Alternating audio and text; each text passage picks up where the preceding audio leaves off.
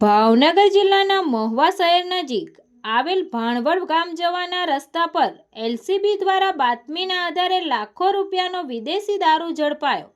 મહુવા શહેર નજીક આવેલ ભાણવડ ગામ જવાના રસ્તેથી એલસીબી પોલીસે 47.80 લાખનો વિદેશી દારૂનો મસમોટો જથ્થો ઝડપી લીધો।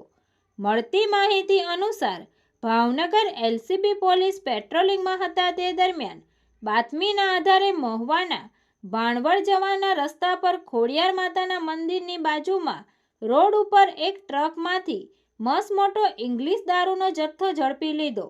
તંત્રી મહેબૂબ પ્રભાઈ સાથે રિપોર્ટર સમીર ગાહા, તપસ્વી ગુજરાત ન્યૂઝ, મહુવા।